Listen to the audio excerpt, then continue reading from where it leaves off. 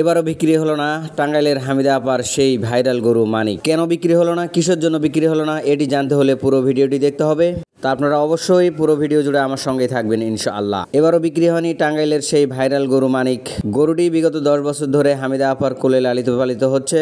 গরুটি 2025 কুরবানির ঈদেও কেন বিক্রি হলো না, এই বিষয়টি জানার আগে আমরা একটু গরুটির পিছনের ইতিহাস জেনে নেই। গরুটি আজ থেকে 10 বছর আগে হামিদা আপার ঘরে জন্ম নেয় এবং প্রথম 2020 সালের কুরবানির ঈদে গাবতলীর ঈদের হাটে গরুটিকে বিক্রি করার জন্য তোলা হয়। কিন্তু 2020 সালে গরুটির কাঙ্ক্ষিত দাম না পাওয়ায় গরুটি বিক্রি না করেই ফেরত নিয়ে আসা হয়। তখন থেকে গরুটিকে আর হাটে তোলা হয়নি, বাড়ি থেকেই বিক্রি করার চেষ্টা করা হচ্ছিল। শত চেষ্টার পরেও গরুটি বিক্রি না হওয়ায় 2024 সালে তৎকালীন প্রধানমন্ত্রী শেখ হাসিনাকে উপহার দেওয়ার কথা ঘোষণা করা হয়। কিন্তু নানা জটিলতার কারণে তৎকালীন প্রধানমন্ত্রী শেখ হাসিনাকেও আর শেষ পর্যন্ত গরুটি উপহার দেওয়া হয়, আবারও রয়ে যায় হামিদা আপার কোলেই। কিন্তু 2025 সালে গরুটিকে বিক্রি করার জন্য ব্যাপকভাবে প্রচারণা চালা হয়। গরুটি সামাজিক যোগাযোগ মাধ্যমে ভাইরালও হয়ে যায়। কিন্তু ব্যাপক ভাইরাল হওয়া সত্ত্বেও গরুটি 2025 কুরবানির ঈদেও বিক্রি হলো না। কিসের জন্য বিক্রি হলো না?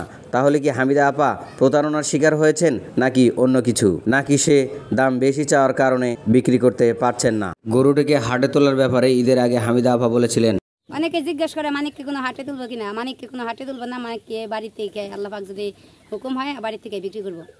তাহলে কি হাটে না তোলার কারণে হামিদা আপার এই বিশাল দেহির গরুটি বিক্রি হলো না, নাকি এর পিছনে অন্য কোনো কারণ রয়েছে? তবে গরুটি বিক্রি না হওয়ার পিছনে আরও কি কারণ রয়েছে সেটি জেনে নেওয়া যাক। অনেকে আছে আমাকে ফোন দেয়, অনেক ব্যাপারী, অনেক খামারি, দয়া করে অনেক ব্যাপারী, অনেক খামারি, এরা যেন আমাকে ফোনটা না দেয়, কারণ আমি কোনো খামারি, কোনো ব্যাপারীর কাছে, কোনো কষার কাছে আমি মানিককে বিক্রি করবো না। তাহলে কি খামারি বা কসাইয়ের কাছে বিক্রি না করার কারণেই কি হামিদা আপার গরুটি এবারও বিক্রি হলো না? তাহলে চলুন দেখে নেওয়া যাক আরও কিছু কারণ রয়েছে কিনা। তবে কারণ জেনে নেওয়ার আগে চলুন আমরা হামিদা আপার মুখ থেকে জেনে নিই 2026 সাল পর্যন্ত হামিদা আপার এই গরুটি রাখার মতো সামর্থ্য রয়েছে কিনা। হচ্ছে এখানে পালার মতো আমার আর সামর্থ্য নাই, অনেক টাকা ঋণ হয়ে আছি, এখন আর কিছু করার নাই। তাই হামিদা আপা খুঁজছেন একজন সহৃদয়বান ব্যক্তি, যিনি তার গরুটিকে ক্রয় করে তাকে এই তার ঋণ দেনা থেকে মুক্ত করবেন।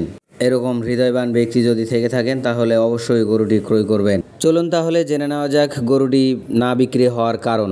গরুটি না বিক্রি হওয়ার কারণ জানতে চাইলে হামিদা আপার মুখ থেকে যা তথ্য পাওয়া যায়, এক ক্রেতা সরেজমিনে গরুটি দেখে দাম করেন 14.5 লক্ষ টাকা। অপরদিকে আরেক ক্রেতা মোবাইল ফোনে দাম করেন 18.5 লক্ষ টাকা।